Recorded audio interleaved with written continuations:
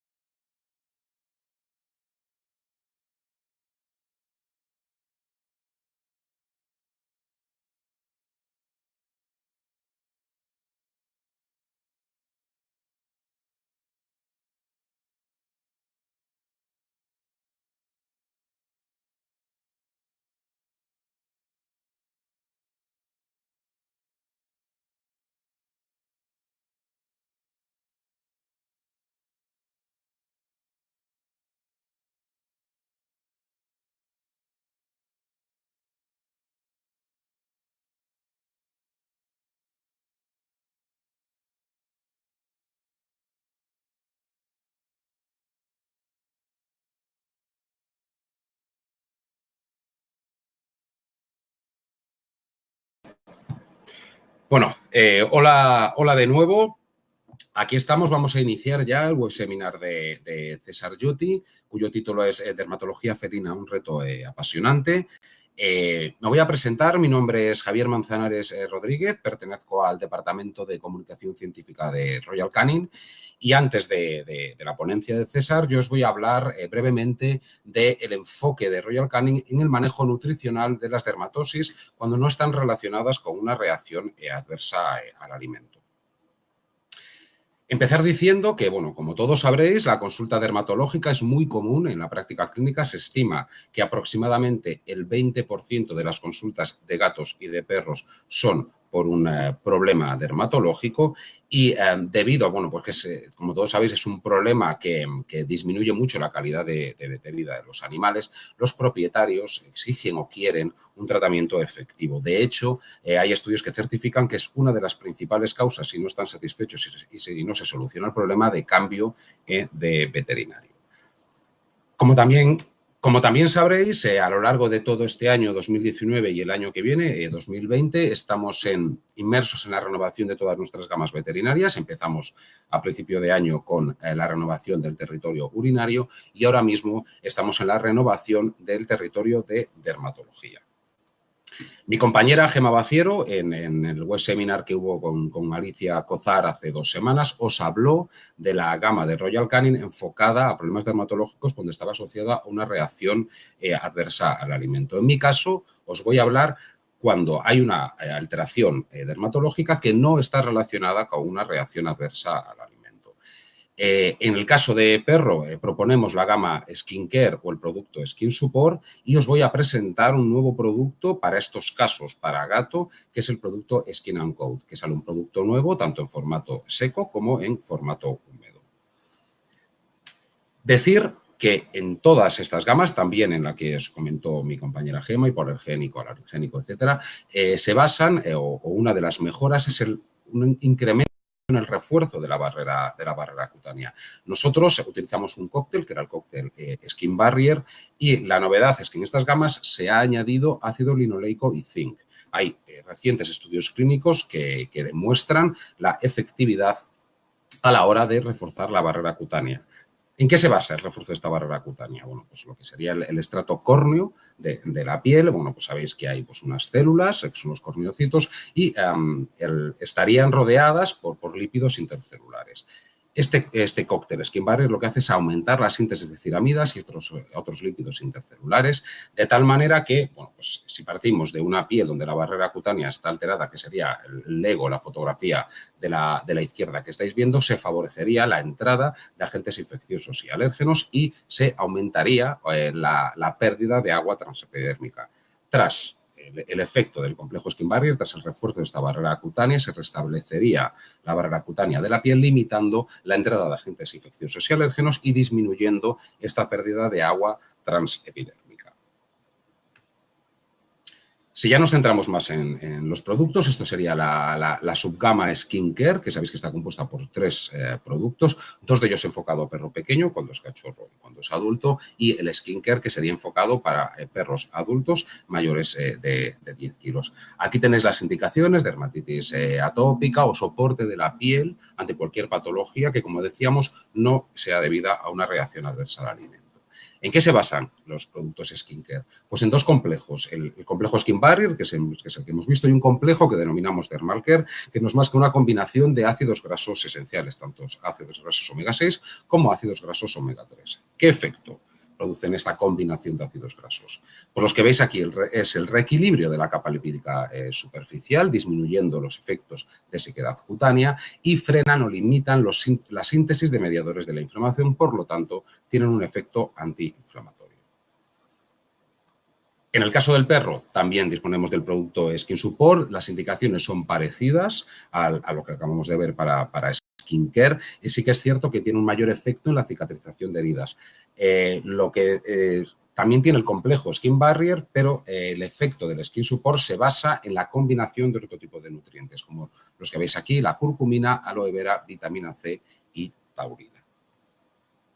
Os ponemos algunos ejemplos de procesos dermatológicos en los cuales se puede utilizar este tipo de productos. Hay que aclarar que este tipo de productos, la mayoría de las ocasiones, y siempre bajo vuestro criterio clínico, sería como tratamiento coadyuvante a un tratamiento antibiótico, tratamiento antiparasitario, el que vosotros estiméis. Y siempre son tratamientos a medio-largo plazo. Se requiere un tiempo para que este tipo de nutrientes tenga un efecto en la piel. Tenéis aquí diferentes ejemplos: una dermatitis por picadera de pulgas, sarna sarcóptica, el Westie es una dermatitis atópica, y este tipo de productos se puede utilizar dentro del manejo terapéutico global, dermatocitosis, etcétera. Os presento el nuevo producto para gatos. Es un producto que se llama Skin & Coat. Las indicaciones son exactamente las mismas que para perro. Sí que hay que aclarar que se puede utilizar desde los 6 meses de edad o desde la esterilización. Las indicaciones, pues las que veis aquí: dermatitis atópica felina o soporte para piel. ¿En qué se basa este producto Skin & Coat? Pues en lo que hemos visto en el complejo Skin Barrier, efecto antiinflamatorio de la piel, y no hay que olvidar que la mayoría de los animales, el 99% de los gatos que acuden a una clínica veterinaria, están esterilizados, con lo cual es un alimento que tiene que cumplir con los requerimientos nutricionales de un gato esterilizado. Así está adaptado en energía, está adaptado en proteína, es bajo en grasa, se ha añadido L-carnitina, y también ofrece seguridad urinaria por la mayor predisposición de los gatos tras la esterilización a sufrir cristales de estrubita y de oxalato. Muchos podéis decir: ya había un producto húmedo que se llamaba Skin & Coat, es decir, el producto seco no existía, pero el producto húmedo sí que existía. Sí que es cierto, se ha mejorado, se ha añadido el aceite de borraja, que aporta ácido gamma-linolénico, y se le ha añadido L-carnitina. Y de nuestro anterior producto, junto con la adición de estos 2 nuevos nutrientes, sería el nuevo producto Skin & Coat para gato. Os presento un caso clínico, os presento a Nala. Este es un caso clínico sacado de las pruebas de campo que hacemos con los nuevos productos, y es un caso clínico de un veterinario en una clínica de Francia. Nala es un gato doméstico de pelo corto, está esterilizado, tiene casi 6 años y pesa aproximadamente unos 5 kilos, 4 kilos con 900 gramos. Y su índice de condición corporal es de 5/9. Tiene un estilo de vida indoor-outdoor y estaba alimentado con la gama Feline Care Nutrition Urinary Care de Royal Canin. Y llegó a la clínica reportada por una dermatitis que no era debido a las pulgas y no era debido a la comida. ¿Qué nos decía el propietario? El propietario, bueno, pues se le preguntó o se le cuestionó pues por dos efectos básicos. El propietario reportó que Nala tenía un importante prurito en una escala de 0 a 4, lo situó en el 3, es decir, Nala se rascaba casi 4 horas al día y en la condición de piel y pelaje en una escala sobre 10 la situó en 4, es decir, una entre pobre y media calidad del pelaje. ¿Qué vio el veterinario? El veterinario no vio nada reseñable, excepto la enfermedad cutánea. Sí que vio 4 tipos de lesiones, como veis aquí, escoriaciones, dermatitis miliar, placas eosinofílicas y alopecia. Y se le mandó puntuar dentro de la escala SCORFAT, que sabéis que tiene una escala de 16, el veterinario lo situó en el nivel 10, viendo que las lesiones principalmente estaban situadas en la espalda, en el abdomen y en la cara interna de las patas traseras. El veterinario decidió no incluir ningún tratamiento adicional a la dieta y en este test incluía pues, la visita de inclusión y 2 visitas de seguimiento, una a las 4 semanas y otro a las 8 semanas. Al propietario se le mandó volver a evaluar aquellos 2 parámetros que había hecho en el principio, es decir, que volviese a evaluar el prurito y que volviese a evaluar la condición de piel y pelaje. Lo primero que hay que decir es que el propietario percibió una mejora a partir de las 2 semanas en la condición del pelo y del pelaje. A las 4 semanas lo puntuó en 7, recordamos que venía de 4, y ya a las 8 semanas lo puntuó en 9, es decir, se certificó y se demostró la mejora de la condición de la piel. Con respecto al prurito, el propietario nos manifestó que desde que había empezado a tomar el producto, poco a poco desapareció y a las 4 semanas en esta primera visita de revisión había desaparecido por completo y se mantuvo durante el mes siguiente hasta la revisión de las 8 semanas.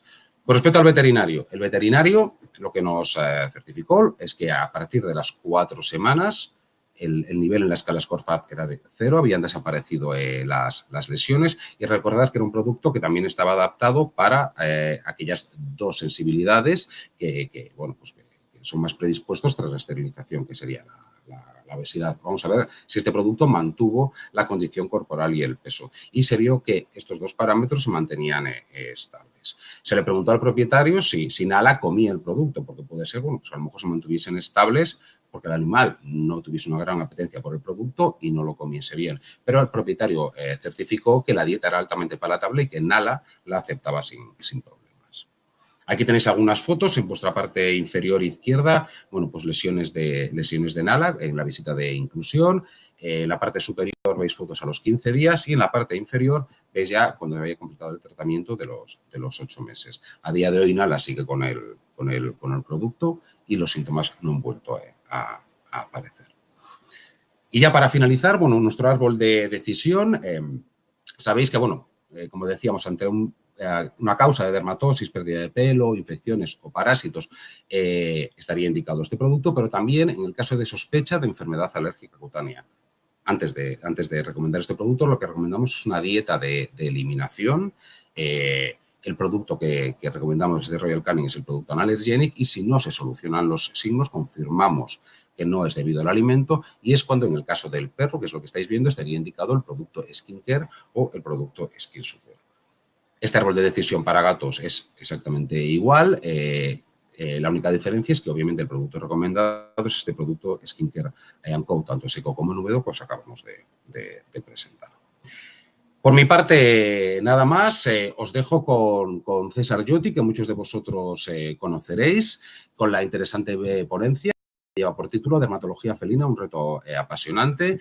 Os cuento un breve currículum de César antes de que empiece. César Giotti es director y fundador de los Centros Dermatológicos Veterinarios SkinVet. Tiene 2 centros, uno ubicado en Móstoles y otro ubicado en Madrid, en la zona del Retiro. Es licenciado en veterinaria, obviamente, por la Universidad Complutense de Madrid, miembro del Comité Científico del GEDA, que es el grupo de especialistas en dermatología de ABEPA desde el año 1999 y está acreditado en dermatología veterinaria por ABEPA desde el año 2012. Por mi parte, nada más. Vamos a hacer un pequeño cambio de cámaras y de micrófono, que disfrutéis el web seminar y muchas gracias.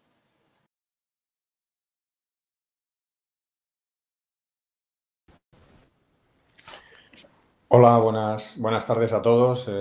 Muchísimas gracias a los que estáis asistiendo en directo a este web seminar veraniego. Muchas gracias a Javier por la introducción y por su presentación. Es para mí un placer dar pues una charla de nuevo para Royal Canin. Y bueno, pues vamos a hablar de un tema pues tan interesante como la dermatología felina. Hemos titulado esta charla Dermatología felina, un reto apasionante, porque sabemos que los gatos pues tienen particularidades. Entonces, son en ocasiones casos que aparecen pues de una manera sencilla, pero que luego tienen un aspecto similar en todos los casos, pero luego no es tan fácil diferenciar unos casos de los otros. He seleccionado 3 casos que vais a ver ahora y bueno, pues sí que 2 de ellos tienen un aspecto macroscópico similar, como vais a ver en las fotos, y el tercero no. El tercero ya digamos que tiene un aspecto raro en sí mismo, pero tampoco se parece a los otros 2. Entonces, sin más, pues os presento los 3 casos que vamos a ver. Veis que los 2 de arriba pues tienen un aspecto similar, ¿eh? Son 2 gatos con lesiones faciales en la zona periocular, mientras que la gatita de abajo pues tiene un aspecto diferente en la zona facial. El primer caso es Aser, que es este gatito, que veis que hacer fotos a los gatos, como os podéis imaginar, es complicado. El flash suele molestar bastante y además no están muy quietos, así que hay que tener bastante paciencia, no agobiarlos demasiado. Y en muchas de las fotos pues siempre salen mirando para otro lado porque no les gusta mucho que les hagan fotos. En general, hay algunos que sí que posan con alegría, pero no es lo habitual. Aquí tenéis a Aser, os contaba, ¿veis? Mirando para otro lado de nuevo. Es un gato común europeo, tiene 3 añitos, es un macho y el motivo de la consulta es que tiene prurito facial sin respuesta al tratamiento. Sabéis que en gatos hay escalas de prurito diferentes de las de los perros. Hay pues una escala que va de 1 a 4, está la escala de prurito visual que se utiliza en los perros que va de 1 a 10, está el SCORFAT, que sabéis que es esta escala que ha comentado antes Javier, que va hasta 16, pero ya no es una escala de prurito, sino que es una escala lesional. Bueno, yo creo que para simplificar los casos clínicos vamos a hablar de prurito en la escala visual, es decir, lo que el propietario percibe en cuanto a cuánto se rasca o se acicala en exceso el paciente. ¿Vale? Así que sabéis que esta escala va más o menos de 1 a 10 y el propietario la sitúa en 8, es decir, bastante elevada. Las lesiones son autoinducidas en esta zona facial desde hace varios meses. Tiene una historia de prurito crónico moderado, es decir, que bueno, que sí, que en estos 3 años siempre ha tenido algo de picor, pero nunca con tanta intensidad como en este episodio, nunca con tantas consecuencias. Es un gato estrictamente indoor, no sale para nada. Siempre preguntamos a todos nuestros pacientes si están vacunados y si tienen análisis de leucemia y de inmunodeficiencia, que en este caso sí, son negativos. Se desparasita habitualmente y como no hay manera de evitar que se rasque la zona facial, pues le han puesto un collar isabelino, que sabéis que esto se usa mucho en los gatos. Es un poco controvertido a veces porque puede dar lugar a una especie como de obsesión del gato por autolesionarse. En el momento que le quitas la campana 10 segundos se rasca con muchas más ganas, pero claro, cuando uno no encuentra una manera de controlar el cuadro, pues se siente un poco impotente y al final acaban con el collar todos. En los tratamientos anteriores pues han sido realizadas varias dietas de eliminación sin éxito. Tratamiento con prednisolona oral, que no parece hacer efecto, y actualmente están dándole un tratamiento a onoclacitinib, que como sabéis no tiene licencia para su empleo en gatos, pero que en casos desesperados y en algunos casos pues anecdóticos se está empezando a utilizar. Hay algunas publicaciones y tal sobre su eficacia. Y bueno, pues le están dando 0,8 miligramos por kilo cada 24 horas sin efecto. Es decir, que a Aser no le hace efecto la prednisolona, no le hace efecto el oclacitinib, no parece que sea una alergia tampoco inducida por el alimento. También le han puesto varios tratamientos tópicos con cremas de todo tipo y condición. Estas cremas que sirven un poco para curar todo, que tienen antibióticos, antifúngicos y corticoides. La típica crema que en realidad no haría falta estudiar nada si funcionaran para algo, porque sirven para todo tipo de patologías. Bueno, con este tipo de crema pues tampoco Aser está mejorando nada. Aquí tenéis las lesiones de Aser, veis que en el lado izquierdo tiene unas lesiones bastante prominentes, tipo placa. Aquí ya Aser tiene más confianza, ya se ha dejado sacar la foto un poquito mejor. Y aquí tenéis esta misma foto un poco más de cerca. ¿Veis? Es una lesión bastante circunscrita, con mucha inflamación y yo diría que bastante cronificada. No parece una lesión que lleve poco tiempo. De hecho, ya los propietarios nos dicen que llevan tiempo y que no hay manera de que esta lesión evolucione favorablemente. Este es el otro lado de Aser, donde veis que hay una alopecia en la zona central, más o menos de la cara, una lesión probablemente antigua, pero no tiene este aspecto ni mucho menos porque, como los propietarios nos comentan, Aser solamente se rasca en esa zona de la cara y nada más. Es como una obsesión, ya os decía, en cuanto le quita la campana, ahí que va. Así que en la exploración dermatológica de Aser pues vemos que tiene erosiones y escoriaciones en esta zona facial izquierda, que además tiene una lesión en placa y que en la zona facial derecha pues hay una pequeña alopecia.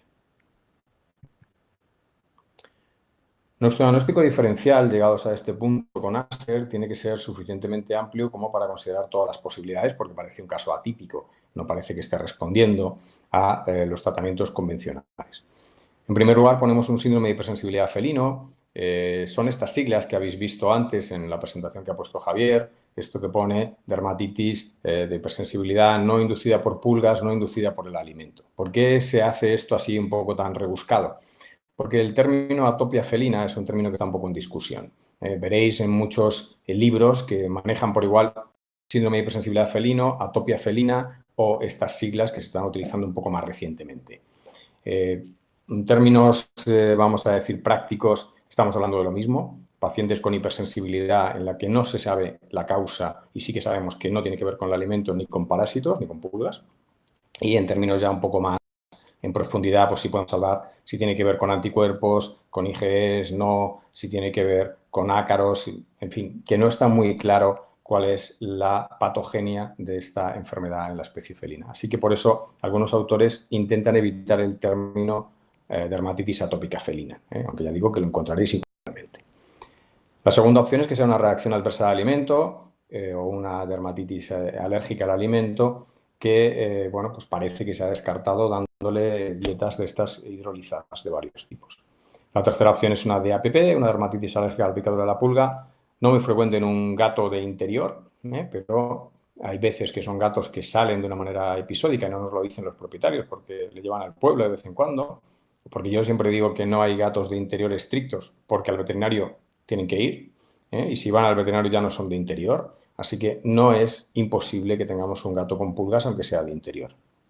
Demodicosis es un paciente que ha recibido corticoides con bastante asiduidad y esto produce una bajada de defensas que puede dar lugar a una demodicosis, principalmente en la zona facial.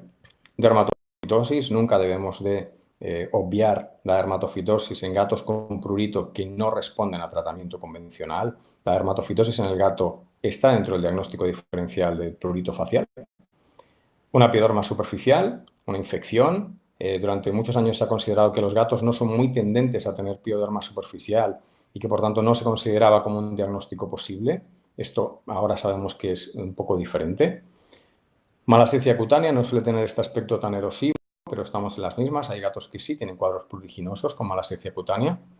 Otro tipo de parásitos como Klebsiella o sarna notoédrica, dos parásitos poco frecuentes, pero no por ello tenemos que descartarlos.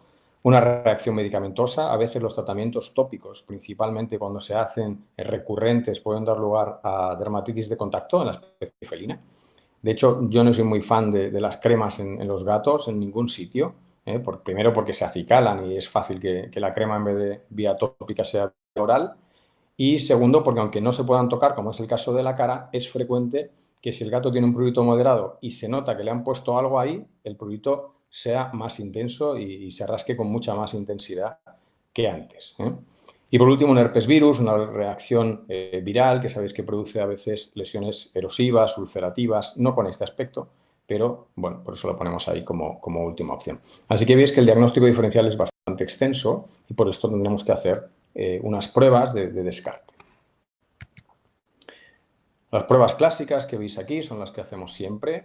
Un raspado, en un gato hacer un raspado en la zona facial es complicado. A veces hacemos tricoscopias o tricogramas y bueno, pues extrapolamos un poco resultados, aunque no es exactamente igual de fiable. Si el gato es bueno y se deja, es mejor hacer un raspado. Y si tenemos mucha sospecha y hay que sedar, pues es mejor sedarle. Una lámpara de Wood, siempre para tener una primera aproximación a una posible dermatofitosis. Un cultivo de hongos. Sabéis que la lámpara de Wood es orientativa bastante, mucho más de lo que se pensaba antes, pero la manera de saber 100% si tenemos un hongo o no es un cultivo, que es negativo, y una citología que vais a ver ahora con muchas bacterias cocoides y neutrófilos degenerados. Esta es la citología de la cara de Aser. Veis que hay muchos neutrófilos y una población bacteriana muy, muy abundante. Sorprendentemente, porque el aspecto no denota lo mismo que cabría esperar en un perro cuando tenemos este tipo de citologías. Aquí veis, ¿no?, pues estos neutrófilos con las bacterias fagocitadas, lo que nos habla de una pioderma. Al hilo de esto, de con qué frecuencia vemos piodermas en los gatos con hipersensibilidad de cualquier origen, es interesante este artículo que hace una retrospectiva de 52 casos en 10 años para valorar de estos casos que se han descrito de pioderma superficial felina, qué tienen en común. Y es muy llamativo ver que la prevalencia de la pioderma en gatos es aproximadamente el 20%, es decir, no es algo totalmente despreciable ni algo muy infrecuente. Los gatos que se autolesionan frecuentemente tienen una infección secundaria. Si además se le da tratamiento inmunomodulador, como pueden ser los corticoides, esta infección se puede agravar. La edad de presentación de las piodermas es clásicamente en individuos jóvenes, que son los que suelen debutar con enfermedades de hipersensibilidad, o mayores de 9 años, que son los que tienen otro tipo de enfermedades concomitantes. Al igual que en el perro, las piodermas son un factor agravante, un factor secundario. ¿Cuál es la zona más frecuente donde los gatos tienen pioderma? Pues es la zona facial.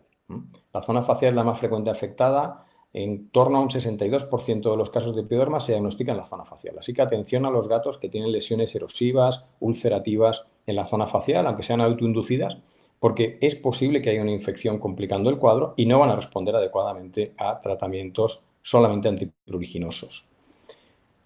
Además, estos casos donde hay infección son pruriginosos en el 92% de los casos. Es decir, no solo son pruriginosos de por sí, sino que pueden incrementar el prurito original producido por una supuesta hipersensibilidad.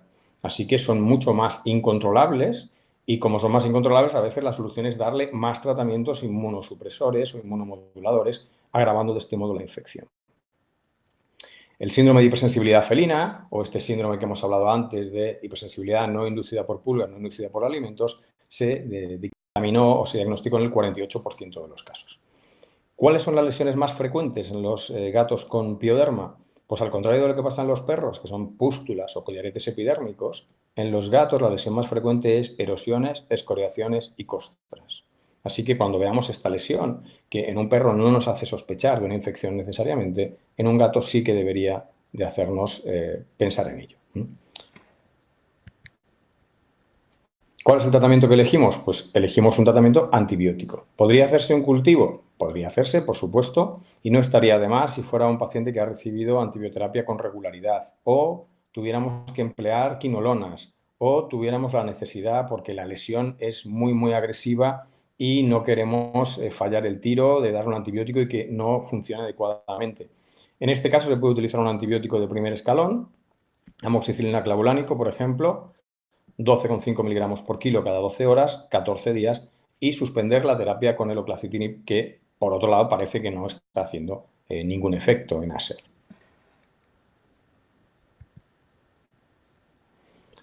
Esta es la revisión después de 15 días. Yo creo que es bastante llamativa la foto, es decir, vemos que ha habido una mejoría muy, muy notable. Los propietarios dicen, es la primera vez que a Aser le quitamos el collar y no va directamente a rascarse. Si no estamos pendientes de él, sí que lo hace, pero ya no tiene esa obsesión con rascarse de una manera tan compulsiva. Veis que todavía queda una zona costrosa central, pero que hay una mejora muy, muy evidente. Y este es el otro lado, pues está igual que antes, con esta zona alopécica y de poca densidad de pelo, ¿no? Hipotricosis.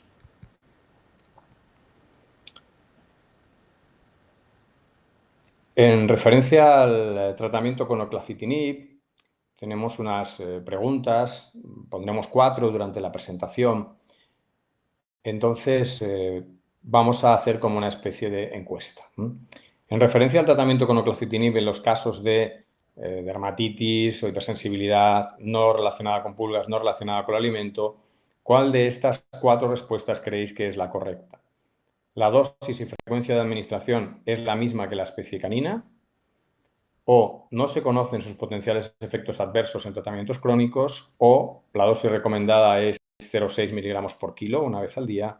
O, en último lugar, la dosis recomendada es de 0,5 miligramos por kilo cada 12 horas. Vamos a dejar un tiempo para que votéis.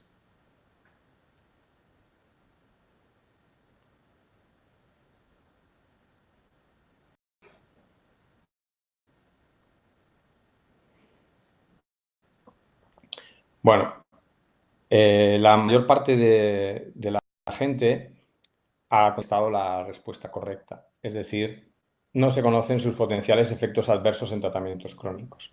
Esto lo he puesto porque, aunque es una medicación que debería de ser de uso un poco marginal, ¿no? Una cosa un poco de último recurso, hay algunos estudios que ahora os enseñaré el último que ha salido precisamente el mes pasado, no es una cosa que podamos manejar con alegría. La dosis y frecuencia de administración no es la misma que la especie canina, porque no lo sabemos. La dosis recomendada no sabemos cuál es. Ahora veréis un estudio donde habla de unas dosis muy, muy altas. Y eso hace que yo creo que debe de primar un poco el principio de prudencia. Si tenemos un paciente que no responde a nada, nos tenemos que replantear si hay una infección, si puede tener alguna enfermedad vírica, si puede tener alguna otra complicación. Y si realmente no responde a nada y no hay ninguna alternativa, podremos valorar opciones fuera de registro. Pero si no, yo creo que deberíamos de centrarnos en las cosas que conocemos un poquito mejor.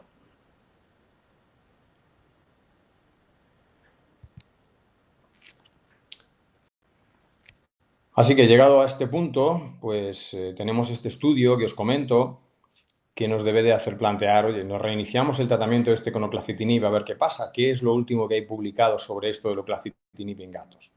Y lo que os contaba, hay un estudio de justo del mes pasado, del 17 de enero, del mes pasado, de este año, del 17 de enero, que habla de un estudio randomizado pues, a doble ciego en el que han controlado la metilprednisolona y el oclacitinib, a ver qué grado de eficacia tiene el oclacitinib.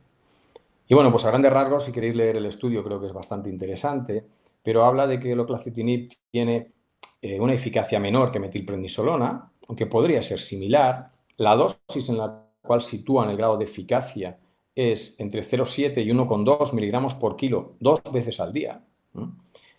Solamente se le da durante un mes a los pacientes en este estudio, se les monitoriza antes y después para ver si hay potenciales efectos secundarios y hay alteración de los parámetros renales en el 28% de los casos tratados. En el estudio dice que, claro, que esto es difícil de sacar una significación porque no se sabe si estos gatos ya tendrían alguna predisposición, pero lo que está claro es que antes del estudio ninguno tenía alteraciones y después 4 de 14 tenían alteraciones en los valores renales. Así que teniendo en cuenta esto, teniendo en cuenta que no hay estudios de farmacocinética, ni de farmacodinámica, ni toxicidad, ni nada, creo que utilizar oclacitinib en la especie felina, si no es estrictamente necesario, es bastante cuestionable. Podemos hablar luego de vuestra experiencia, si queréis. ¿Qué hay de los antihistamínicos? Pues de los antihistamínicos, poca cosa. Tenemos un estudio del año 2012, que es un estudio abierto, en el que le dan a la cetiricina una eficacia en torno a un 40% a esta dosis, 1 miligramo por kilo y día. 5 miligramos sabéis que es más o menos por un gato, ¿no? Un gato medio, entre 4 y 5 kilos, 41% de efecto. Este es un estudio, pero luego hay otro estudio el mismo año que contradice los resultados y que dice que la eficacia de la cetiricina en gatos con prurito, en un estudio randomizado, ya un estudio, digamos, mejor diseñado que un estudio en abierto, con placebo, doble ciego y tal, habla de que la eficacia en un mes no fue superior a placebo. Es decir, que la cetiricina sobre el papel en el gato con prurito no sería efectiva. Aún así, hay algunos compañeros que consideran que sí que funciona, que puede ser un efecto adyuvante, pero no tenemos mucha información sobre este antihistamínico y en general sobre los antihistamínicos en los gatos. Así que tenemos bueno, opciones terapéuticas limitadas. ¿Qué opción tratamos para ASER? Pues para ASER a tratamiento, digamos, de control, una opción es la ciclosporina. 7 miligramos por kilo, cada 24 horas, se inicia, se va reduciendo la dosis a la mínima dosis efectiva, se intenta pasar a días alternos, 2 veces por semana, lo mínimo posible. Por supuesto, a partir de aquí entran en juego todos los tratamientos que llamamos de fondo, los tratamientos complementarios, donde puede ser pues, una dieta como la que ha presentado Javier con ácidos grasos. Sabéis que estas dietas tardan en hacer un efecto máximo 2 meses, así que no las utilizamos desde el principio, sino que las planteamos como un tratamiento complementario para reducir la sintomatología o incluso poder reducir la terapia farmacológica. Junto con esto, pues sabéis que hay ácidos grasos en pipetas, sabéis que pues baños con regularidad, si es un gato que se deja bañar, también son beneficiosos, al igual que la especie canina. Sabéis que hay espumas también. Es decir, un tratamiento complementario para intentar reducir la necesidad de fármacos. 30 días con ciclosporina, ASER se mantiene asintomático, vamos reduciendo las dosis. Por supuesto, puede haber brotes, por supuesto, esto es una enfermedad que sabemos que es inestable y, por tanto, siempre tenemos que estar ajustando, pero recordad esto de infecciones secundarias en pacientes con prurito facial que no responden a terapia corticoide. Cosas que hay que tener en cuenta: realizar un perfil hematológico bioquímico cada 6 meses y lo que os decía antes, ir reduciendo la dosis, pues cada 72 horas es una frecuencia deseable, si puede ser menos mejor, pero es poco frecuente que con menos frecuencia se mantengan estables, y ir haciendo controles con regularidad. Analíticas: todo paciente que recibe una terapia crónica, sea la que sea, deberían de hacerse análisis al menos 1 o 2 veces por año.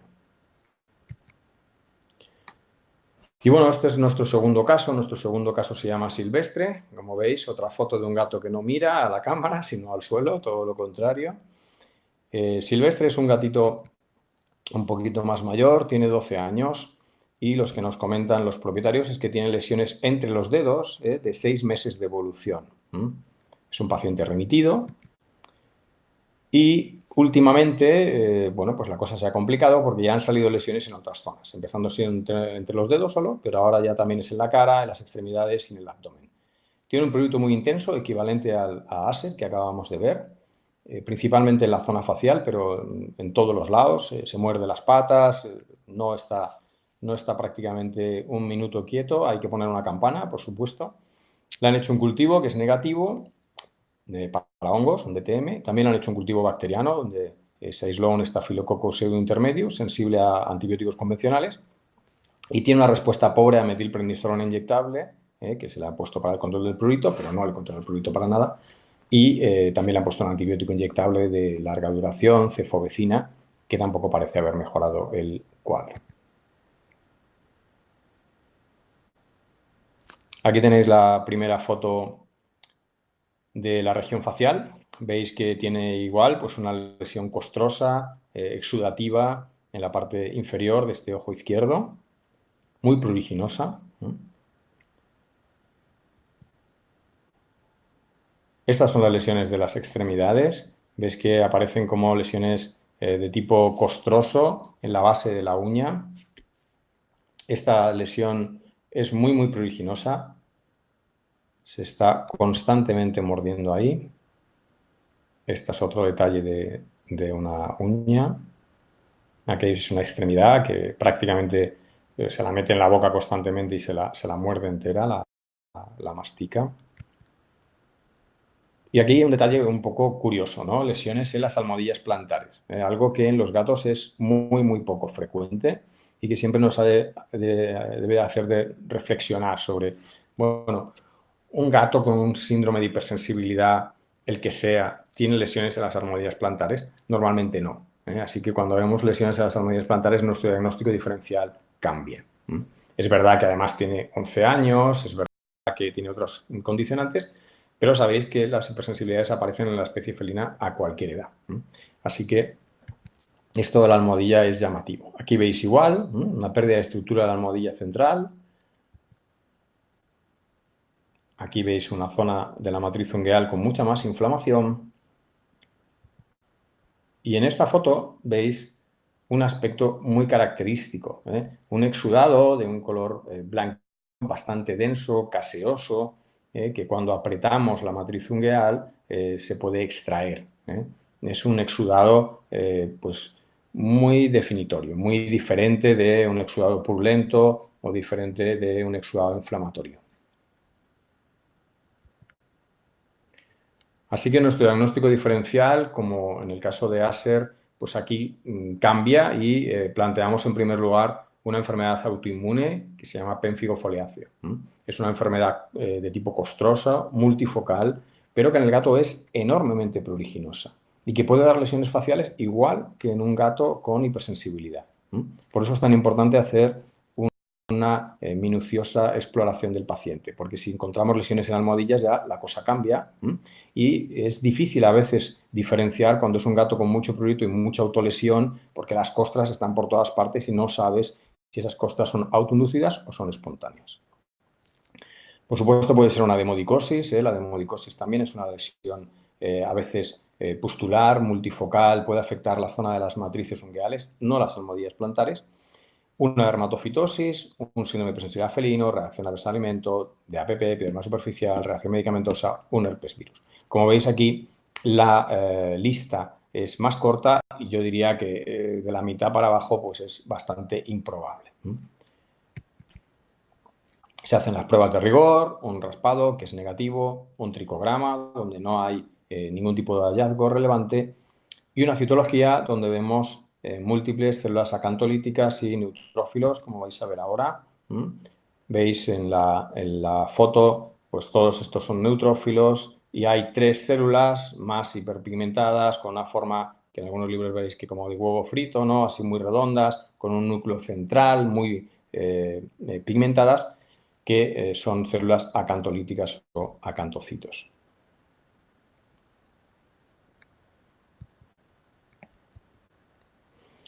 Bueno, y aquí viene la pregunta número 2, que... A ver.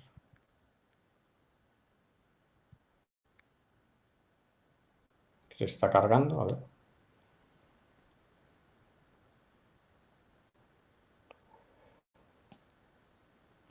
Bueno, pues cuando veáis una citología con este aspecto, ¿qué pensáis? Que con este resultado de citología podemos hacer un diagnóstico definitivo de pénfigo foliáceo.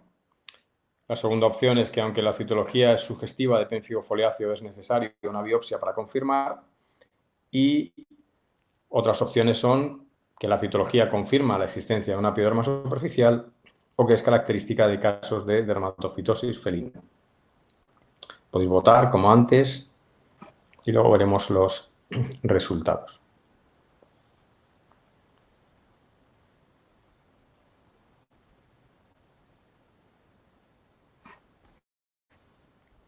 Bueno, habéis votado todo súper bien. Yo creo que hay un poco de trampa porque se ve antes el resultado. Se ve, antes de salir la pregunta se ve el resultado. Pero bueno, esto está muy bien porque yo creo que así el mensaje cala. La citología es sugestiva solo de pénfigo foliáceo. Nunca hagáis un diagnóstico de un pénfigo foliáceo por citología porque hay otras enfermedades que pueden dar un aspecto parecido. Principalmente 2. Piodermas superficiales muy agresivas, donde hay acantolisis, y también dermatofitosis por tricofitum, donde puede haber acantolisis. Así que, si hacemos un diagnóstico basado en una citología, ponemos un tratamiento inmunosupresor, que por otro lado es bastante agresivo, y el paciente no responde, no vamos a saber si es que el diagnóstico no es el adecuado o es que el tratamiento no es el adecuado. Así que es mejor hacer una biopsia. Siempre que podáis, haced una biopsia.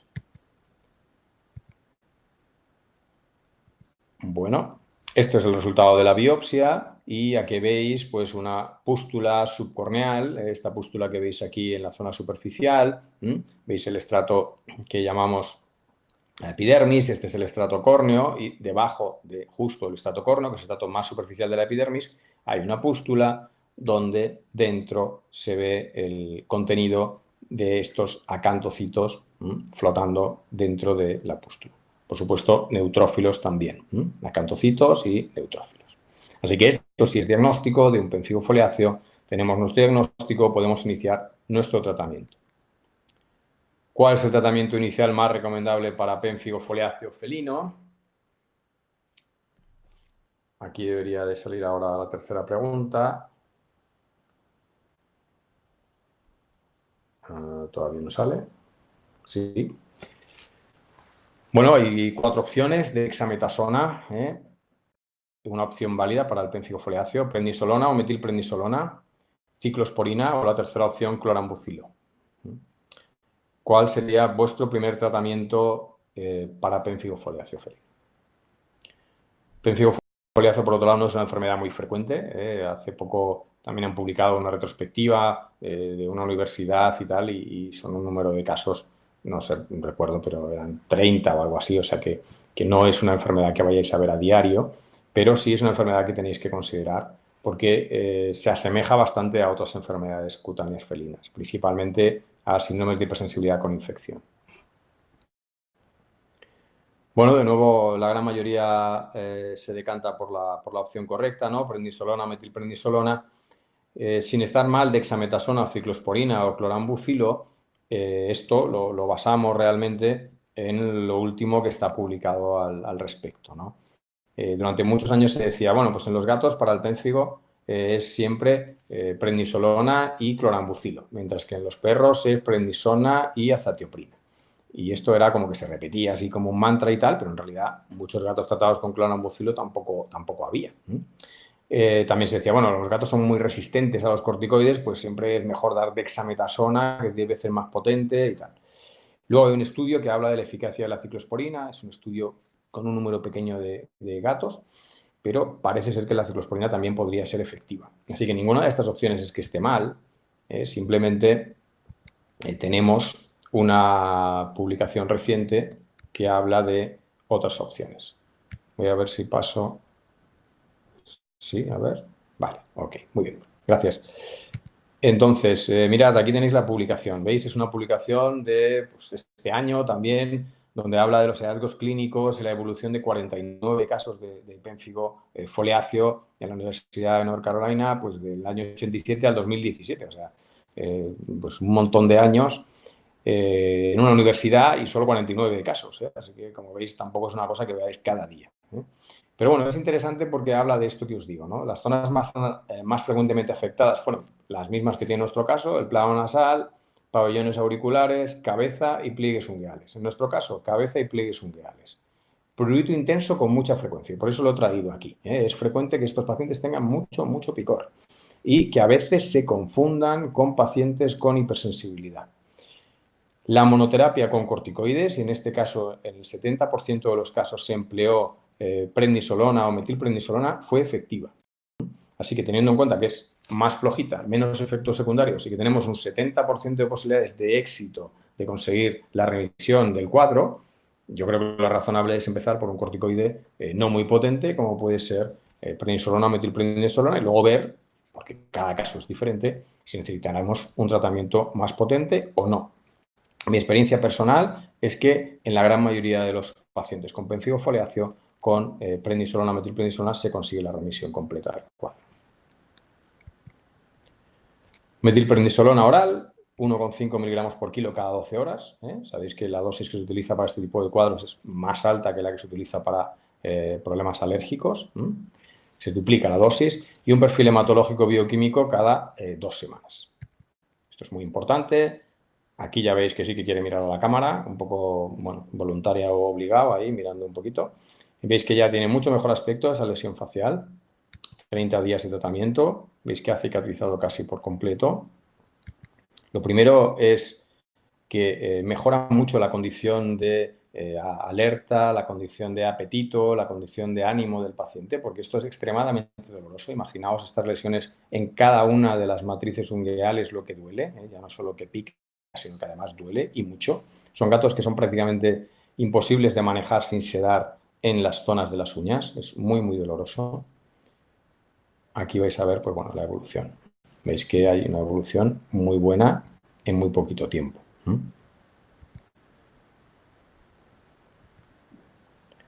¿Qué hacemos? Pues vamos a ir reduciendo esa dosis, menos frecuencia, hasta llegar a un mantenimiento, en este caso 0,75 miligramos por kilo cada 48 horas.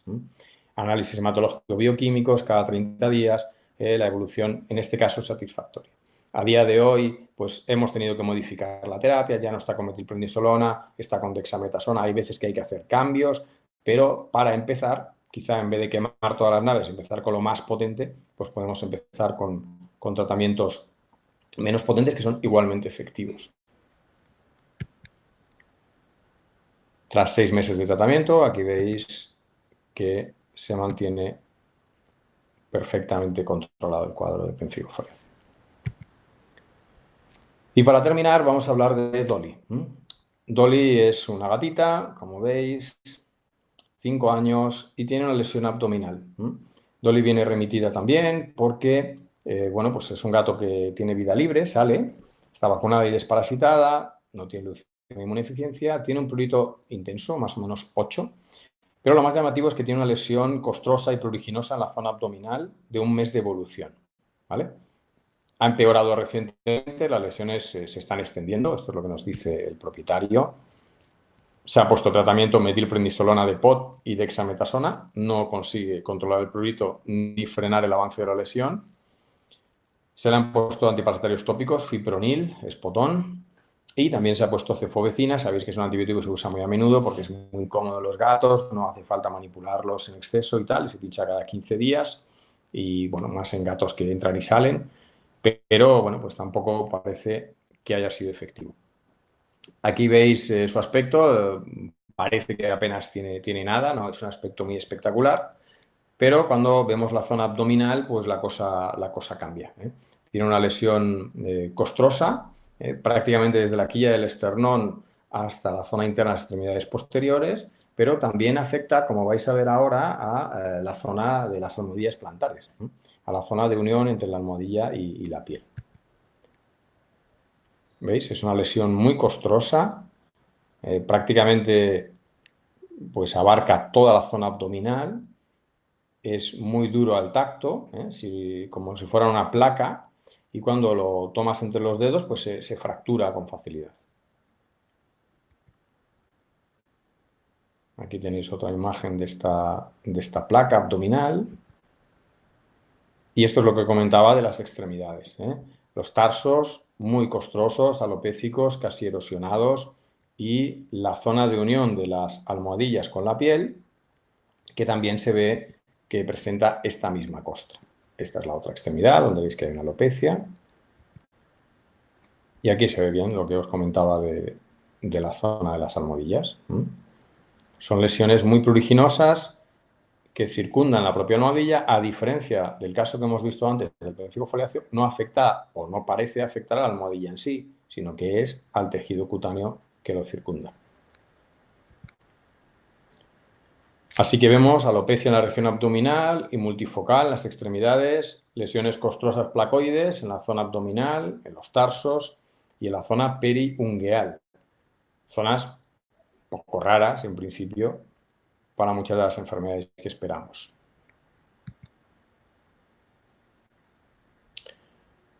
¿Cuál sería nuestro diagnóstico diferencial? Pues hacemos un diagnóstico diferencial un poco basado en la localización, ¿no? Una demodicosis generalizada puede aparecer en esta localización, aunque no suele ser en forma placoide, una epiderma superficial, dermatofitosis, abogamos con una dermatofitosis, aunque es un gato exterior y que sale y tal. Un pemphigo foliáceo, es una lesión costrosa, multifocal, una localización atípica. Una sarna notoédrica ponemos en el diferencial, aunque como sabéis no es la presentación clásica de la sarna notoédrica, y una hipersensibilidad ponemos bastante alejado en el diferencial porque no son las lesiones que vemos en la hipersensibilidad clásica. Aunque tenga mucho prurito, la verdad es que es un poco sorprendente. Este es el resultado de nuestro raspado cutáneo. Lo primero que hacemos es coger una cuchilla, raspar un poquito esta placa, y para nuestra sorpresa, porque no estaba dentro de nuestros principales hallazgos, no era lo que esperábamos ver, para nuestra sorpresa encontramos esto, una cantidad ingente de ácaros, en este caso de notoedres cati, que sabéis que es el ácaro de la sarna felina, que pues prácticamente no había 1 milímetro sin que encontráramos pues toda la familia, la mamá, el papá, los hijitos, todo. ¿Vale? Sabéis que Notoedres, a diferencia de Sarcoptes, es un parásito que cuando coloniza al gato lo encontramos en los raspados en gran número, en gran densidad, y por tanto es un diagnóstico relativamente sencillo. Lo único que pasa es que al ser una enfermedad muy infrecuente y ser esta una localización un poco rara, pues si nos olvidamos de nuestro protocolo, nos olvidamos de hacer un raspado, va a ser difícil de identificar. Y vamos a empezar a pensar en cosas raras, en signos paraneoplásicos o en cosas extrañas, cuando en realidad es una enfermedad parasitaria. Aquí tenéis otra imagen, arriba se ve un huevo, aquí, y aquí pues otro ácaro y aquí otro huevo. El diagnóstico, por tanto, es sarna notoédrica, tenemos el diagnóstico hecho. Y la pregunta, de nuevo, cada vez es un poco más rápido, pero yo creo que os da tiempo, que es, bueno, ¿qué opináis? ¿La sarna notoédrica en la especie felina suele afectar a la zona facial y preauricular? ¿O es más frecuente en la zona abdominal? ¿O la tercera opción se denomina sarna noruega? ¿O la sarna notoédrica es frecuente también en la especie canina? Una de estas cuatro es verdad. Son preguntas relativamente fáciles que todos sabemos. A ver cuántos habéis votado. Ya casi todos. Muy bien, la primera, ¿no? Hay algunos que habéis votado que puede afectar a la zona abdominal. La verdad es que en algunos libros dice que la zona abdominal se puede afectar, pero no es la más característica. Se puede afectar, de hecho, cualquier zona. Pero igual que en los perros es relativamente frecuente la zona abdominal en forma de una presentación papular, en la quilla del esternón y tal, la verdad es que los gatos no es muy común. Y en los libros casi siempre que veáis sarna notoédrica vais a encontrar gatos con una afección facial, que habéis visto que Dolly está perfecta, tiene la cara estupendísima. Y por tanto, pues bueno, aunque no sea una presentación característica, siempre tenemos que considerar parásitos cuando veamos pacientes con un prurito muy intenso y sobre todo de vida semilibre. Así que bueno, aquí tenéis la respuesta correcta, que la teníamos antes, y este es el tratamiento. Hay un tratamiento que tiene licencia para su empleo en sarna notoédrica felina, que es el Broadline, que tiene, pues, en este caso, la epironomectina, que es un derivado de la ivermectina o un pariente de la ivermectina y, por tanto, es efectivo y por ello tiene su licencia de uso. Por supuesto, se pueden utilizar otros productos, pero son fuera de registro. Fuera de registro quiere decir que si hay algún efecto secundario, adverso o cualquier otra historia, evidentemente, pues no estamos un poco cubiertos. Uno es la ivermectina, que es la que hemos utilizado siempre para parásitos en gatos, subcutánea, pero que no está exenta de riesgos, como sabéis muy bien. Entonces, yo no lo recomiendo a no ser que sea imprescindible. Y lo otro, hay estudios con selamectina, que esto sí que tiene licencia para su empleo en gatos, aunque no tiene, digamos, un registro específico para el tratamiento de sarna notoédrica, parece ser que podría ser igualmente efectivo.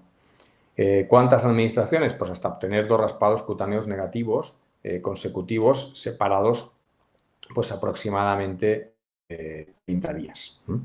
Así que siempre es muy, muy importante tener bajo control el tema de hemos hecho un tratamiento antiparasitario suficientemente largo y hemos hecho controles para saber si el paciente se ha curado. Eso, desgraciadamente, no suele ser habitual. Entonces, cuando un paciente que tiene una enfermedad parasitaria se cura, pues no vuelve, ¿vale?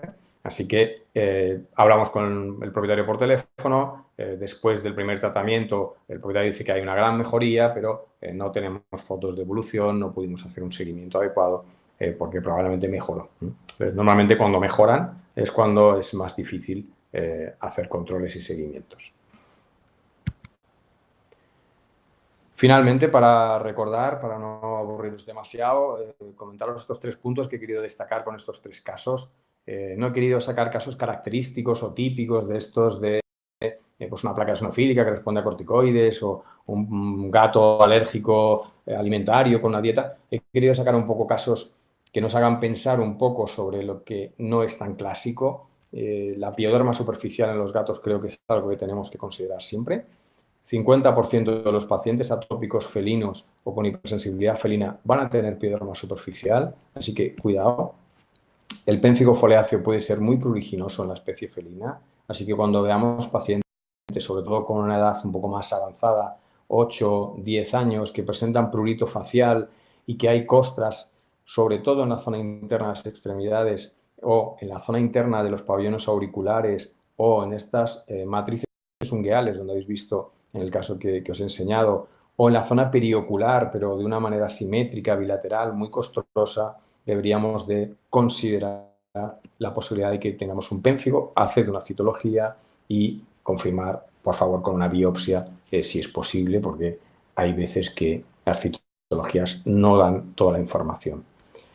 Y finalmente, las enfermedades parasitarias, como esta que os he enseñado de Notoides cati, deben ser consideradas en el paciente felino con prurito. No olvidéis que pacientes diagnosticados como atópicos pueden tener sarna notoédrica, Klebsiella, pulgas, y esto es erradicable. Entonces, es mejor hacer un buen control de parásitos, aun cuando no veamos al parásito en sí, que tragarnos, por así decirlo, un diagnóstico de una enfermedad parasitaria que va a condenar a este paciente a recibir tratamiento siempre, cuando podríamos tener una solución mucho más razonable e incluso definitiva. Así que, sin más, pasamos, si os parece, al turno de las preguntas. Muchísimas gracias, César, por esa ponencia tan interesante. Tenemos unas cuantas preguntas, con lo cual, pues, si te parece, vamos a empezar con la primera de ellas. Mira, João Paulo, espero haberlo pronunciado bien, nos pregunta qué tratamiento ha hecho Aser, que si no recuerdo mal era el caso número 1, previo a haber llegado a tu consulta. Sí, creo que lo pongo en la diapositiva, pero principalmente lo que le habían dado a Aser eran tratamientos con corticoides y, en este caso, metilprednisolona y después oclacitinib. Es decir, había recibido tratamientos antipruriginosos, corticoides y ya como recurso un poco de última medida, oclacitinib sin éxito. Muchísimas gracias. Vamos por la siguiente. Teresa Llona quiere saber si es referido al caso número 1, esta pregunta entró cuando estabas hablando del caso de Aser, si se veían pápulas en las orejas en la cara interna del pabellón. No, que yo recuerde, Aser no tenía pápulas en las orejas.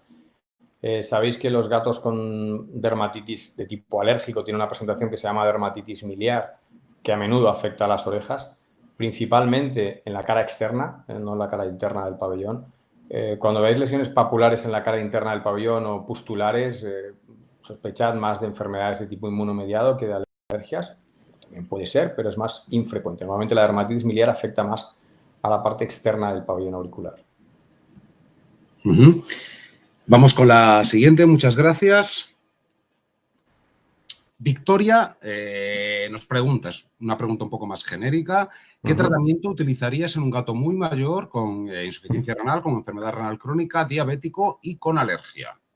No sé si... Bueno, pues aquí utilizaría un tratamiento psiquiátrico para el propietario, porque realmente lo que hay que hacer es tranquilizar un poco en torno a la ansiedad que genera este tipo de cuadros y valorar una cosa que llamamos siempre el ratio riesgo-beneficio. Esta mañana he visto un caso no así, pero parecido, un gato que tiene pancreatitis, que cuando le dieron corticoides por un problema de hipersensibilidad desarrolló una pancreatitis que supuso hospitalización. La propietaria quiere un tratamiento alternativo que no sea ciclosporina, porque también tiene un riesgo lógico de producir problemas hepáticos, incluso pancreáticos, que no sea oclacitinib, porque no tiene receta ni indicación para gatos, y que funcione. Y desgraciadamente no lo tenemos. Entonces, ¿qué haría con un gato muy mayor, insuficiencia renal, diabético y con alergia? Valorar el grado de alergia. Si el grado de alergia es muy, muy, muy grave, probablemente me plantearía la ciclosporina antes que los corticoides, porque si bien la ciclosporina ha demostrado que puede producir resistencia a la insulina, al menos no es tan diabetógeno como los corticoides en sí. Si el gato no está muy mal, intentaría dietas con el tema este de los ácidos grasos. Depende del grado de insuficiencia renal, es que a lo mejor necesita también una dieta y ahí tampoco podemos movernos mucho. Si el gato es muy mayor, a veces utilizamos una cosa que se llama EPA, que habéis leído a lo mejor, que se llama palmitoil etanolamida y que es un antihistamínico natural. Un artículo reciente habla de una cierta eficacia. Así que a veces en los gatos con muchas limitaciones utilizamos o antihistamínicos naturales como el EPA o ácidos grasos. No te puedo dar una solución muy definitiva porque a lo mejor me dices, bueno, esto ya lo he probado todo y el gato se sigue rascando muchísimo. Pues es probable. Entonces, si de verdad es un gato donde este prurito le condiciona enormemente la calidad de vida, me plantearía la ciclosporina. Pero si no es el caso, si la diabetes y la insuficiencia renal pesa más, trataría con fármacos probablemente no, o fármacos remedios que probablemente no van a ser muy efectivos, pero que no ponen en riesgo la vida del paciente. No sé si te he contestado, pero es que no es fácil. Sí, seguro que sí. Muchísimas gracias y vamos por la siguiente. A ver. José Luis Palomar te pregunta por qué utilizas ciclosporina en el caso 1, que era el caso de ASER, y si no sería suficiente con el antibiótico solo. Sí, bueno, es una buena pregunta. Lo que ocurre que en muchos casos que tienen pioderma son secundarias a cuadros de hipersensibilidad. Entonces, aunque el prurito remite y mejora mucho con el control de la infección, sigue habiendo un prurito residual o un prurito que llamamos esencial, este prurito de origen, ¿no? Que es el que ha condicionado el cuadro. Si no le das un tratamiento, dentro de un mes va a tener otra pioderma en la cara de darse patadas. Así que, si vosotros consideráis que el paciente, cuando habéis tratado la infección, no se rasca absolutamente nada y no tiene ningún problema, podéis plantearos no darle nada más y ver si tiene un brote en el futuro o cuál ha sido el origen. En un paciente con un prurito crónico que cuando quitáis la infección se mantiene, aunque sea de menor intensidad, es mejor que le deis algo para el prurito, porque si no va a estar en la consulta las 2 semanas otra vez. Muchas gracias. Vamos con la siguiente. Hay bastantes preguntas. Qué bien, pues tenemos tiempo. Sí. Mira, Joao Paulo, creo que voy mejorando mi pronunciación, te pregunta si en tu experiencia las dermatofitosis son o no pruriginosas. Bueno, en mi experiencia yo lo que diría es que las dermatofitosis son muy variables. De hecho, esto es lo que viene en los libros, son variablemente pruriginosas. Y me explico, he visto gatos con dermatofitosis facial muy pruriginosas y he visto gatos con dermatofitosis generalizadas muy poco pruriginosas.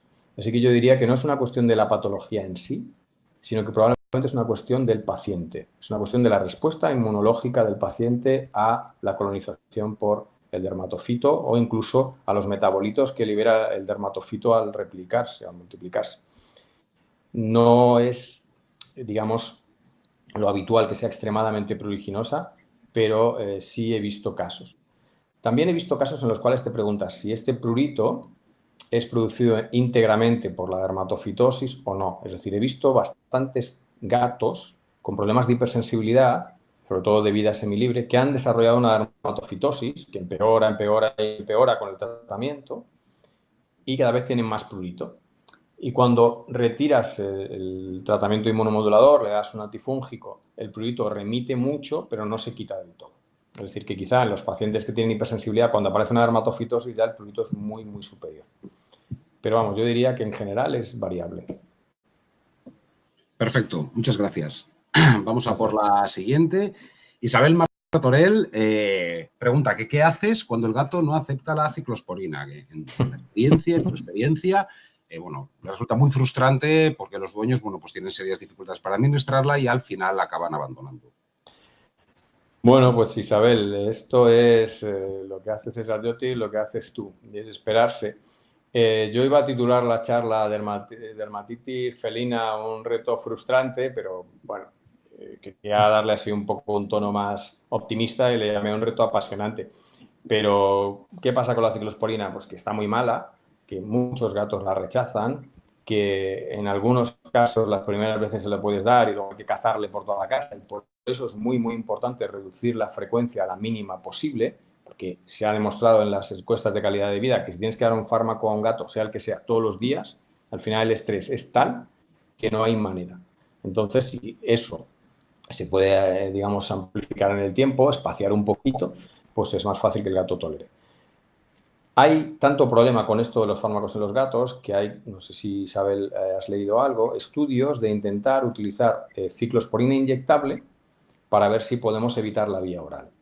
Y se han publicado algunos ensayos de este tipo, de decir, oye, ¿con qué frecuencia hay que pinchar a un gato ciclosporina si nos podemos evitar esto de tener que perseguirle por la casa? Porque si a lo mejor hubiera que pincharle cada semana, pues mira qué bien, le pinchamos ciclosporina una vez a la semana y nos olvidamos. El problema es que la vida libre es muy, muy corta de la ciclosporina y habría que pincharle diariamente. Y encima, muchos de estos gatos que se pinchan diariamente dan reacciones en la zona de inoculación. Pues sabéis que los gatos al tema del pinchazo tampoco están muy agradecidos. Así que no tenemos a día de hoy una solución. ¿Qué hago yo cuando no acepta la ciclosporina? De todo. le digo que meta, si es una solución, que es lo más frecuente, un jarabe, ¿sabéis? ¿No? Esto como en gotas, que lo meta en la nevera, porque al estar más frío, a veces no tiene ese sabor tan desagradable. A veces digo que lo mezclen con alimento, pero a veces el gato lo que hace es que se niega a comer. Si es un volumen pequeñito, digo que cojan al gato y se lo enchufen directamente con la jeringa en la boca, en la zona de las fauces. Dependiendo de lo bueno que sea el gato, eso no hay Dios que lo haga. Bueno, pues intentamos buscar todas las opciones. Hay veces que es verdad que es muy difícil y por eso se tira tanto de corticoides de acción de POD. Pero recordar que los corticoides de acción de POD producen enormes efectos secundarios en el gato, sobre todo si se ponen más de 3 o 4 veces al año. Si se pone circunstancialmente no pasa nada, pero si ponéis corticoides de POD a un gato todos los meses, la posibilidad de que se desarrolle pancreatitis, diabetes con angiopatitis es del 100%. Así que, bueno, pues hay que valorar otra vez qué hacemos. ¿Qué hacemos? Necesitamos pues, más armas para este tipo de pacientes que no tenemos. Muy bien, muchas gracias. Victoria pregunta pues también algo relacionado con lo que acabas de comentar ahora, pues ¿qué haces cuando el gato no acepta las pastillas? El otro era el jarabe y este Sí. las pastillas. Pues le damos ciclosporina, que no acepta las pastillas. Pues lo tenemos mal. Igual, ¿qué hago con esto? Pues le digo, mira, hay varias opciones. Lo mejor es machacar las pastillas y mezclarla con algún tipo de líquido para administrárselo con una jeringa. Hay gatos que así bien y otros que mal. A otros les digo, machacar las pastillas y mezclarlas con algún tipo de alimento refrigerado, meterlo en la nevera, porque así la pastilla con el alimento pues se funde un poco más y no se nota tanto. Hay gatos que desde la otra habitación, no hace falta acercarse, saben desde la otra habitación que eso tiene algo y no se acercan. O sea que es complicado. Aquí la diferenciación está en si el gato se deja administrar los medicamentos por el propietario, sin necesidad de echárselo en el plato y que se lo coma o no. Si es un gato dócil, el propietario sabe manejarlo, abrirle la boca y metérselo hasta la campanilla y ya está. Si no es un gato de este tipo, estamos perdidos. Hay dermatólogos que dicen que hay latas en la boutique del gourmet que compran para los gatos de salmón especiales, que eso se lo come y que no falla, pero yo no he tenido ningún remedio así que sea infalible. Es así que tengo una propietaria que todo lo que le mando a su gato lo prueba ella, primero. Y por eso sé que la ciclosporina está muy amarga, porque la ha probado ella. Y es una señora mayor. Y le digo, no hagas eso, pero bueno, ella dice que solo un poquito.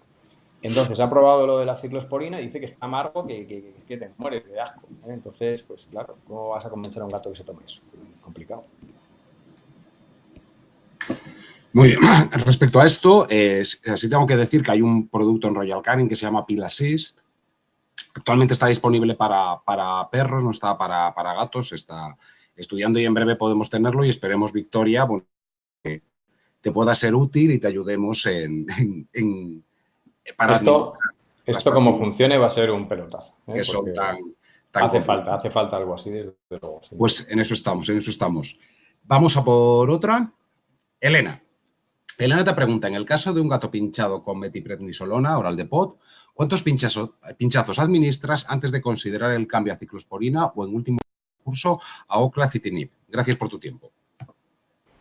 Gracias, Elena. Pues lo que comentaba antes, yo no recomiendo pinchar más de 2 o 3 al año. Si tú ves que el pinchazo no le dura más de 2 o 3 meses, yo ya me planteo otra opción.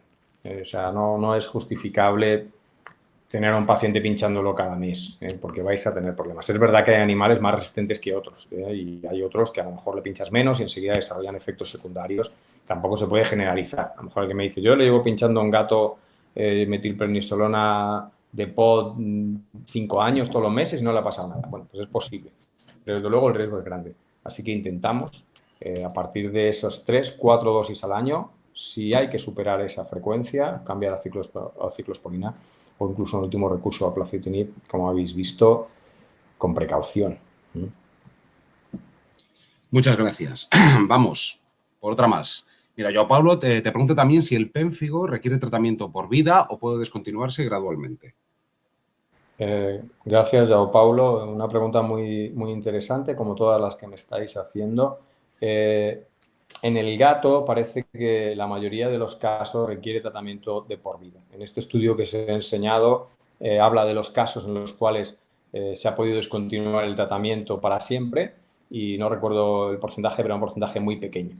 De hecho, se piensa que en los gatos que se puede discontinuar el tratamiento, lo más probable es que le haya ocasionado una reacción medicamentosa, que por tanto no sea un pénfigo al uso, sino que sea una reacción idéntica ocasionada por un fármaco. Como ese fármaco ya no existe, el sistema inmune puede de alguna manera equilibrarse de nuevo. Pero la mayoría de los casos necesitan tratamiento de por vida. Y es posible que ese tratamiento de por vida que necesitan haya que irlo cambiando, porque, como sabéis, el efecto de los corticoides puede ser cada vez menor y necesitamos cada vez cambiar de fármaco, cambiar de frecuencia, cambiar de potencia. Así que no es imposible que se pueda discontinuar y de hecho hay casos en los cuales esto sí me ocurre con frecuencia. No lo quitamos del todo, pero lo tenemos con un nivel muy, muy bajo mantenido y se mantiene meses hasta que tiene otro brote, otro episodio.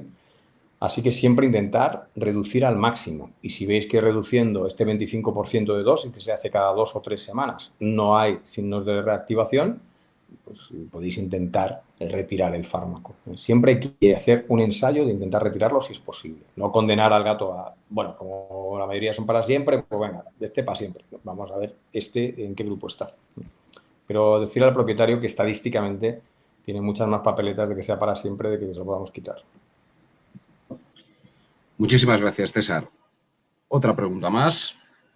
Victoria te pregunta qué método diagnóstico utilizas para llegar a la conclusión que la dermatopatía es producida por herpes. Se referiría al caso número 3, creo recordar. No, el 3 es una notoedres. No, está en el diagnóstico diferencial. No he sacado ningún caso de herpes. Victoria, lo único que se puede utilizar es o bien una biopsia y un PCR sobre la biopsia. Hay biopsias que son muy sugestivas, pero aún así lo que se recomienda es un PCR sobre el tejido de la biopsia. Muchas gracias. A ver, vamos a ver que estoy aquí. Aquí. La siguiente, Paula, ¿es correcto el tratamiento con Fluralaner para notoedres? Sí, Paula, el tratamiento con Fluralaner, igual que otras isoxazolinas, se está demostrando muy efectivo para todo tipo de ácaros y probablemente para notoedres también. No lo he citado porque hasta donde yo sé creo que tampoco tiene el registro para notoedres, pero a nivel, digamos, off-label, pues parece que también puede ser efectivo. Igual que pues para otro tipo de ácaros como Demodex o incluso pues, Sarcoptes en la especie canina. Perfecto, pues vamos con las 3 últimas preguntas, si no me equivoco y no me acuerdo ninguna. Las 3 son de Joao Paulo, entonces empezamos con la primera. Te pregunta si testas los gatos para dirofilaria antes de iniciar el tratamiento con eprinomectina. Yo personalmente no, la verdad es que aquí en Madrid tenemos muy poca filaria, pero sí, yo creo que podría ser una práctica recomendable en sitios donde sea endémica, ¿no? Porque sabéis que eso puede producir la muerte de las microfilarias o las filarias adultas, producir un taponamiento cardíaco, entonces, bueno, pues lo suyo sería hacerlo en las zonas endémicas, ¿no? Yo la verdad es que no lo hago con regularidad. La segunda que te pregunta es si la nueva presentación del Barbecto Spot-On es efectivo para notoedres cati. Sí, esto es lo que me comentaba la compañera antes. Probablemente ya digo que sí lo debe de ser. Probablemente esto del tema de los registros no es tanto por una cuestión de efectividad, sino por una cuestión de frecuencia, por una cuestión de, digamos, trámites administrativos. Pero sí sabemos que las isoxazolinas en general son muy efectivas para ácaros y probablemente también lo sea para notoedres. No sabría decirte con qué frecuencia, si con una sola aplicación es suficiente o más, pero es casi seguro que sí. Y ya, la tercera sería, si en el tratamiento del pénfigo, si necesitas cambiar corticoide fármaco, ¿cómo procedes en la transición? Sí, si necesitamos cambiar un fármaco, normalmente lo ideal, depende del fármaco que vayas a cambiar.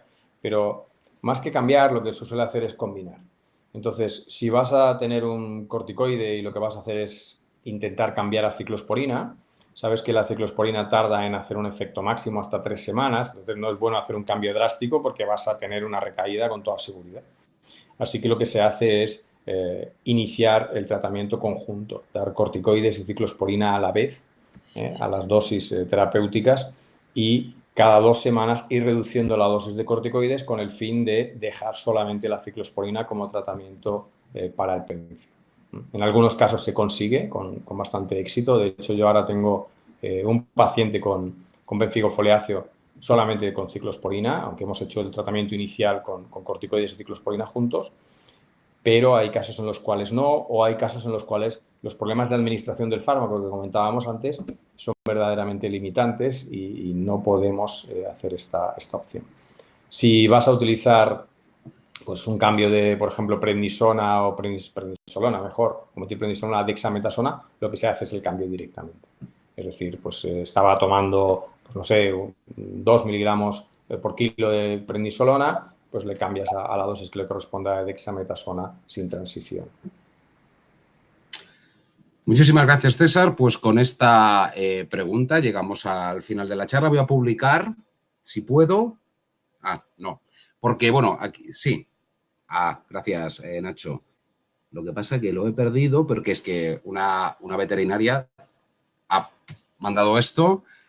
Teresa Llona, bueno, quería hacerlo extensivo pues a todo Royal Canin, a todos los asistentes por esta estupenda ponencia. Agradeceros también a todos vosotros por asistir en estos calurosos mediodías. Esperamos que desde Royal Canin que os haya resultado interesante. Por el número de preguntas, creo que sí. Y nada más, muchísimas gracias. Emplazaros a los siguientes web seminars. Nos tomamos un descanso por el verano. A la vuelta del verano empezamos, ya seréis debidamente informados. Y nada más, muchísimas gracias y bueno, obrigado para el público portugués y buenas tardes. Muchas gracias.